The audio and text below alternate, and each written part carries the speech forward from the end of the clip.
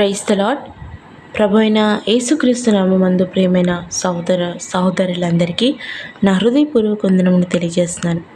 మీరందరూ ఎలా ఉన్నారు? బాగున్నారా? మీరందరూ బాగుండాలని నా అనుదిన ప్రార్థనలను జ్ఞాపకం చేసుకుంటున్నాను. మీ యొక్క ప్రార్థన విన్నపములను కామెంట్ రూపంలో తెలియజేయగలరు.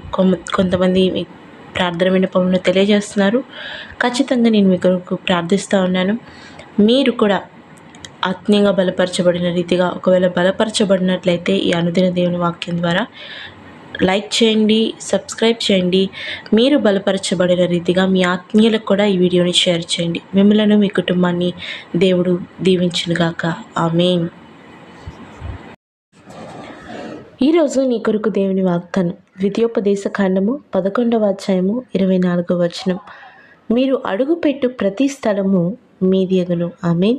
ప్రియ సోదరి, ప్రియ సోదరా, దేవుడు ఈరోజు కూడా గొప్ప వాగ్దానంతో మనతో మాట్లాడుతున్నాడు. అదేమిటనగా మీరు అడుగుపెట్టు ప్రతి స్థలము మీది అగును అని. అవును ప్రియ సోదరి, ప్రియ సోదరా, ఈ మాటకి అర్థం ఏంటంటే మనము ఏ స్థలంలో ఉన్నా, ఏ ప్రాంతంలో ఉన్నా, ఏ రంగంలో ఉన్నా, ఎటువంటి మనుషుల మధ్యలో ఉన్నా దేవుడు మనల్ని ఎక్కడైనా ఉన్నతంగా ఆశీర్వదించగలడు. ఈరోజు ప్రియ సోదరి, ప్రియ సోదరా, నువ్వు అనుకుంటున్నావా అలాంటి చోటుకి వెళ్తే నేను రాణించలేను, దాంట్లోకి వెళ్తే నేను తగ్గిపోతాను, వాళ్ళ బలము ఎక్కువ, వాళ్ళ యొక్క బలగము ఎక్కువ, వాళ్ళు నాకంటే జ్ఞానవంతులు, నాకంటే బలవంతులు, అలాంటి ప్రాంతానికి వెళ్ళి, అలాంటి ప్రదేశానికి వెళ్ళి నిన్ను రాణించలేను, నిన్ను గొప్పవానిగా అవ్వలేను అని బాధపడుతున్నావా? దేవుడి రోజుతో మాట్లాడుతున్నాడు.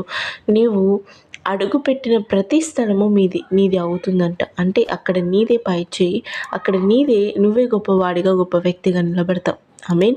ఈ యొక్క వాగ్దానము ఎవరి జీవితంలో నెరవేరబడుతుందంటే ఎవరైతే ఆయన యొక్క కట్టడలను, ఆయన యొక్క ఆజ్ఞలను నిర్వర్తిస్తారో, ఎవరైతే ఆయన ఆజ్ఞలను అనుసరిస్తూ దాని ప్రకారం నడుచుకుంటారో వాళ్ళకి చేయు దేవుని వాగ్దానం ఇది. ఈరోజు ప్రియ సోదరి, ప్రియ సోదరా, అనేక మంది లోకానుసారమైన జీవితమే జీవిస్తూ, లోకానుసారంగానే జీవిస్తూ దేవుడు మమ్మల్ని దీవించాలి, దేవుడు మమ్మల్ని ఆశీర్వదించాలి, దేవుడు మమ్మల్ని ఉన్నతమైన స్థాయిలో ఉంచాలి అని ఆశ పెట్టుకొని వాళ్ళు దాని కొరకు ఆశ కలిగి ఉంటారు. కానీ అది ఎప్పటికీ కూడా వాళ్ళ జీవితంలో నెరవేర్చబడదు.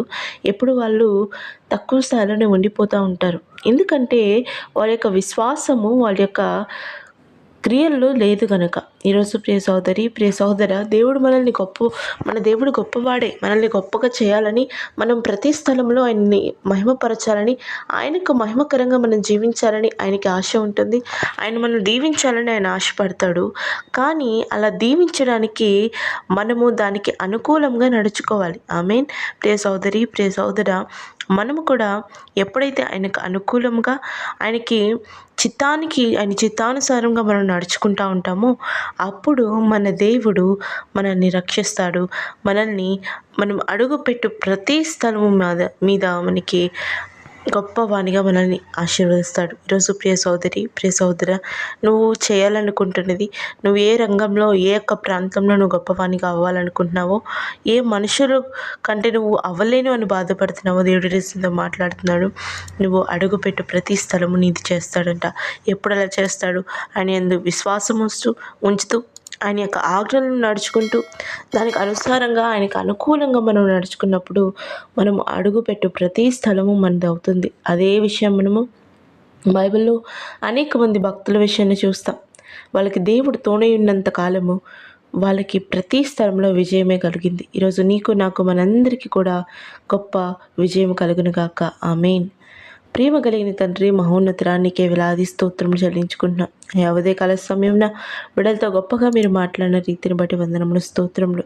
అవున తండ్రి, మేము అడుగుపెట్టిన ప్రతి స్థలము మాదవుతుందని, మాకంటే బలవంతులు, మాకంటే జ్ఞానవంతులు ఉన్నప్పటికీ మీరు మాకు తోడుగా ఉన్నంత కాలము మాకు మీరే మమ్మల్ని ఆశీర్వదించేవాడుగా, మమ్మల్ని గొప్ప చేయవాడుగా ఉన్నందుకు వేలాది స్తోత్రములు. బిడ్డల జీవితంలో యొక్క వాగ్దానం నెరవేర్చి నీ నామాన్ని మహిమపరచుకోండి.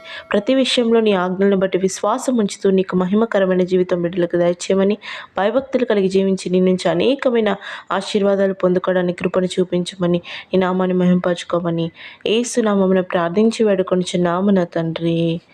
ఆమేన్.